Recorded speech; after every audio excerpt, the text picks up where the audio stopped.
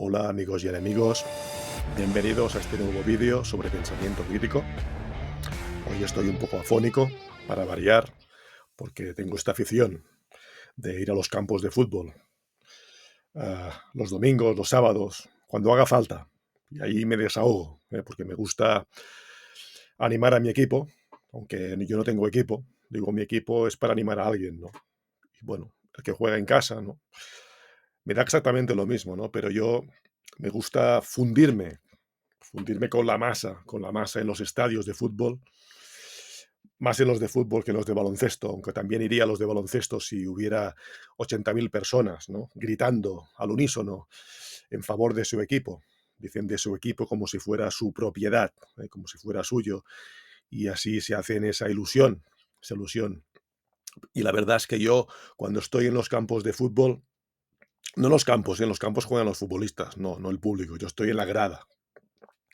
Y si puede ser en el gallinero, me gusta más estar en el gallinero que estar en tribuna, no solo por una cuestión económica, sino, sino porque me gusta fundirme con la masa y nada mejor que para fundirse con la masa que estar en el gallinero, y gritar y salir del campo y quedarte sin voz, haberte vaciado para defender a tus colores. Tú no te sonrojas cuando dices esto, pero tú defiendes a tus colores, a los colores de tu equipo. ¿Eh? Ya digo que lo que hago es desahogarme. Y lo que hago mucho, mucho es insultar al árbitro, ¿eh? Insultar al árbitro. Entonces, como cuando se me acaban los insultos, pues entonces copio de la gente de al lado. Me hago muy amigo de la gente de al lado, que siempre tienen recursos orales para insultar al árbitro, ¿eh?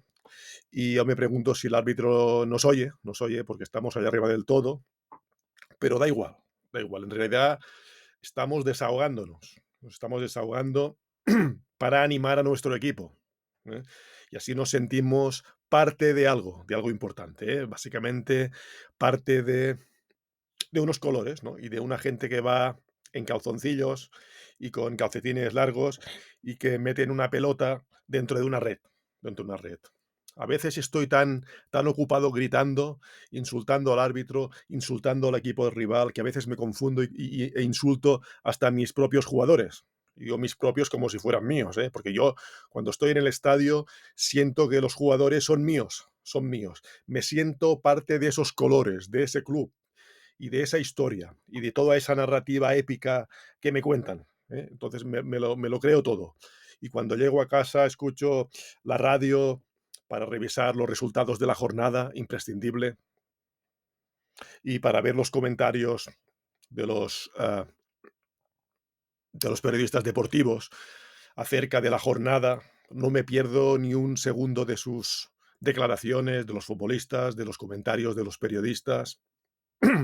Yo no me pierdo nada de eso. Yo me siento parte integrante de mi equipo de fútbol, que digo que es mío, es lo único que es mío, porque mi casa donde vivo cada día, pues, bueno, esa sí que es mía porque la he pagado, ¿no? Porque la he pagado, pero quiero decir que la mayoría de gente que está conmigo allí en la grada, pues el club es suyo, pero se ve que su casa no es suya, porque o pagan alquiler o están pagando hipoteca.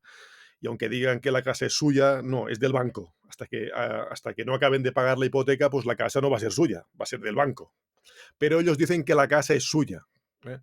Y no dicen que aunque hayan pagado la casa, los que la hayan pagado, pues que si viene el ayuntamiento, viene el Estado y te tira el edificio al suelo, para recualificar el terreno, pues entonces la casa no va a ser suya. Es decir, la casa es suya y la casa es mía hasta que deje de serlo, que quiere decir hasta que las fuerzas exteriores, y puede ser un terremoto, pero normalmente no es un terremoto, sino que es el ayuntamiento, ¿no? Te derrumbe la casa que tú te creías que era tuya, ¿eh? Entonces, bien, pero todo eso se pierde cuando estás en el estadio de fútbol, ¿eh? Porque tú allí estás enajenado. Y lo más divertido es que no te das cuenta que estás enajenado.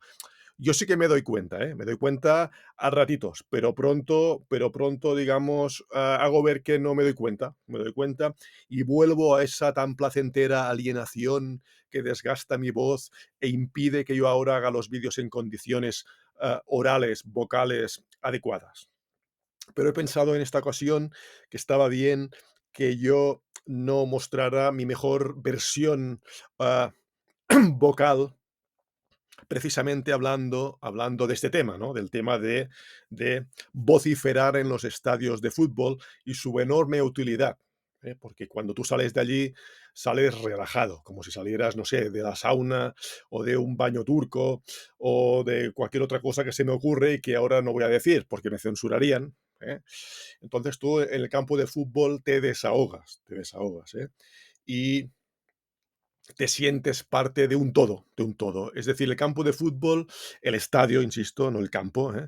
Porque tú no eres el futbolista que cobra los millones, tú eres el pringado que está en la grada, pero te olvidas de que lo eres porque porque tú perteneces a ese todo, incluido se ve las ganancias, los beneficios de esos futbolistas, porque tú eres parte de todo eso. Y en esa hora y media, 2 horas que estás allí, pues tú representas que eres archimillonario, archimillonario, aunque yo ya lo sea aparte de este tema, porque ya sabéis que con mi nuevo libro, que lo tengo por aquí,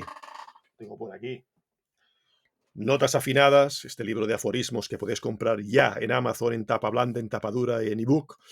Este libro de reflexiones como esta que os estoy hoy presentando acerca de los estadios de fútbol y de la vociferación y del desahogo, y de la espiritualidad futbolística, pues bueno, de eso no os hablo aquí, pero os hablo de cosas también muy interesantes, tan interesantes, ya digo, que me han convertido en archimillonario, y eso no impide, sin embargo, que las ventas ingentes que he conseguido con mi libro no impiden, ya digo, que yo continúe yendo al gallinero y no al palco o la tribuna directamente con los VIPs en el estadio de fútbol. Porque además quedaría fatal. Prefiero pasar desapercibido en el anonimato del estadio. Porque si me presentara y comprara una silla, ¿no? Una butaca en el palco, en la tribuna del estadio, ya digo, quedaría fatal porque yo voy de estadio en estadio. O sea, yo no me pierdo una. Yo siempre voy a animar a mi equipo, que siempre coincide con el equipo local del estadio donde voy. Entre otras cosas, porque si no me tirarían tomagres. Imagínate que me presento a los estadios animando al equipo contrario, pues no me saldría a cuenta. No me saldría a cuenta porque, claro que hay una zona dedicada a los aficionados del equipo contrario, ¿no? Pero esa es mínima, mínima, y entiendo que si te pones del lado del equipo contrario, pues no vas a sentir esa espiritualidad, esa unión metafísica directamente, que supone animar al equipo de casa, porque son miles, miles y miles de voces al unísono, animando a su equipo, sobre todo no lo olvides, porque se trata de animar para que una pelota de cuero, así redonda, no mucho más grande, así, pues entre en una red entre tres palos. Entre tres palos, uno es así alargado, que se llama travesaño, y los otros dos pues son más cortos, porque si fueran largos, pues se colarían muchos más goles, ¿no? Es mejor que la portería sea más baja y eso sí, el travesaño sea largo, ¿eh? Porque si ya digo, si los dos palos laterales fueran tan largos como el travesaño, pues el pobre portero no cazaría, bueno, cazaría moscas porque le colarían los goles por todas partes y el juego no tendría emoción, no tendría emoción. Aunque ya digo, no lo olvidéis, que la emoción para mí no está en absoluto en el juego, en absoluto. A mí me importa un rábano el fútbol, un rábano seco. A mí lo que me importa es insultar al árbitro, insultar al equipo contrario, y tampoco me importa el insulto, porque el insulto no es más que el pretexto para yo poder vociferar, exaltarme, desahogarme y salir del estadio pues espiritualmente elevado, ya digo, como habiéndome sentido parte de algo grande, como el universo. Las 2 horas de estadio en los partidos de fútbol son como sentirte conectado con todo el universo, todo el universo.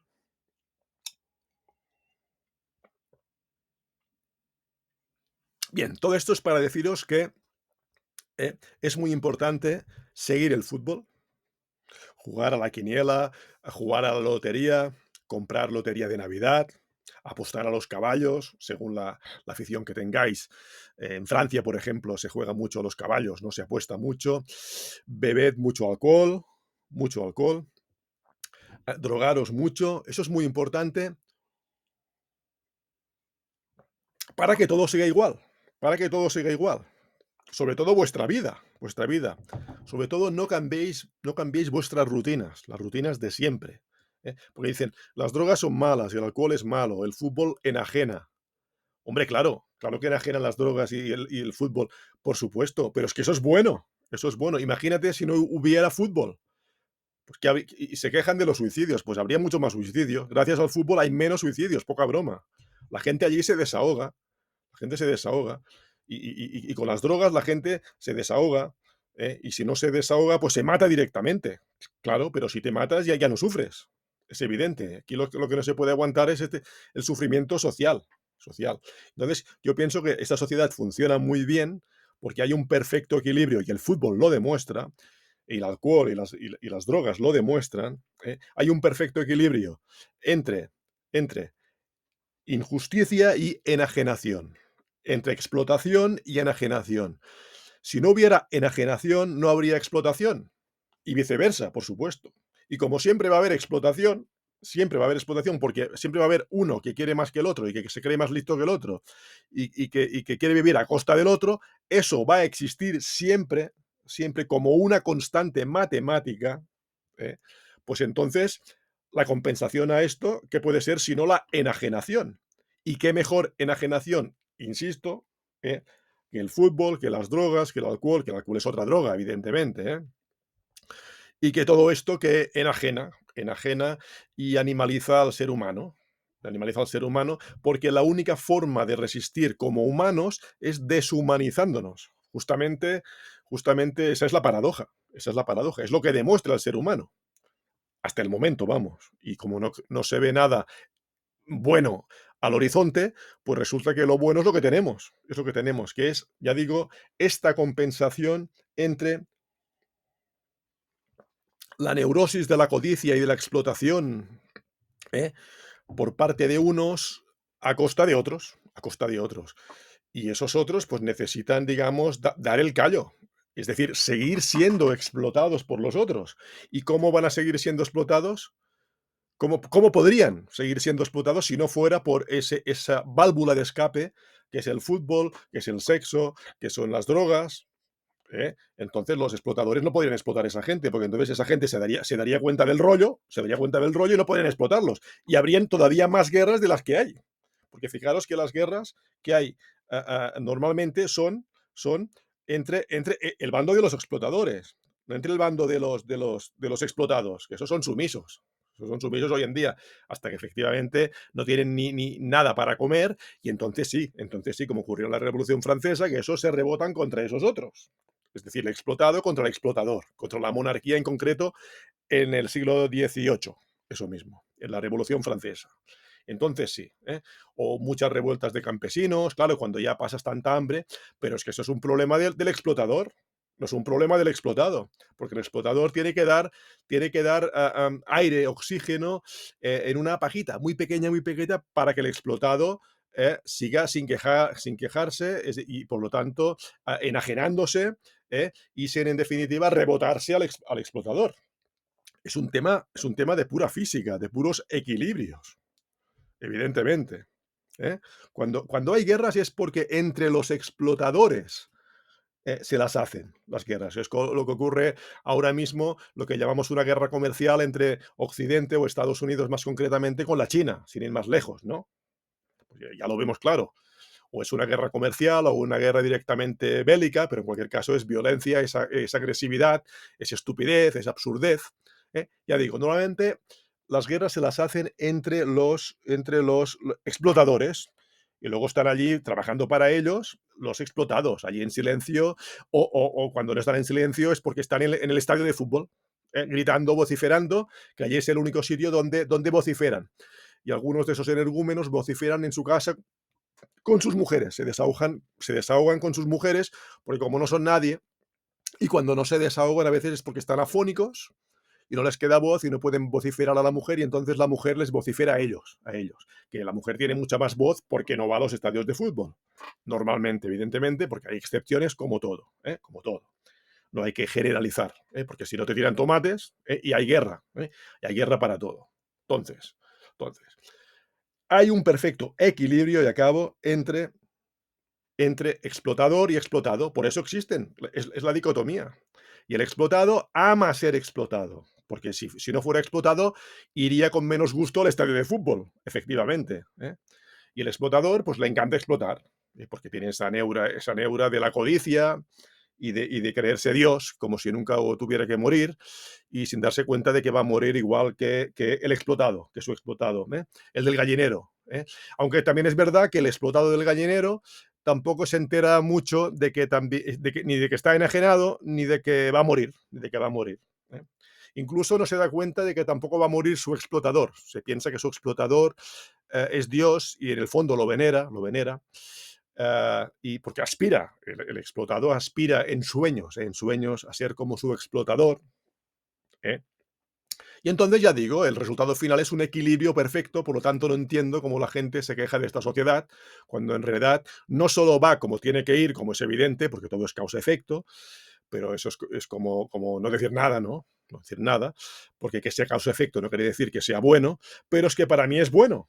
Es bueno porque precisamente es lo que tiene que ocurrir para que haya, siendo realistas, un equilibrio perfecto, perfecto. Y soy tan realista que es justamente lo que ocurre, lo que ocurre. Fijaros, no es ni siquiera una opinión mía, ¿eh? Bien, sigo contemplando estos árboles, las moscas que ya aparecen con el calor. Aprecio más las moscas que a los explotadores y a mis compañeros de gallinero de estadio, que de hecho, me fundo con ellos, me fundo, pero no los veo. No los veo porque estoy demasiado concentrado en insultar al árbitro y al equipo contrario, aunque ya digo que a veces también insulto sin darme cuenta, porque no me sé los nombres, ni siquiera sé cuál es la camiseta que luce quien representa que es mi equipo, porque no lo sé, porque ya digo que voy de estadio en estadio y entonces a veces corro el peligro de recibir tomates en pleno gallinero. Bien, no os digo nada más. Creo que ha sido suficiente para hoy. Si os ha gustado, dejadle un buen like, compartid el vídeo, no os olvidéis de suscribiros, dejadme comentarios a ver si estáis de acuerdo con lo que he dicho, porque yo no sé ni siquiera lo que he dicho y tampoco sé mucho si estoy de acuerdo, porque a lo mejor mañana digo lo contrario, conmigo nunca se sabe, pero yo creo que sí que sé lo que he dicho, porque tenía coherencia, yo sé, a mí me lo ha parecido, ¿eh? Bien, nada, si os ha gustado, pues lo dicho y nos vemos en el siguiente vídeo.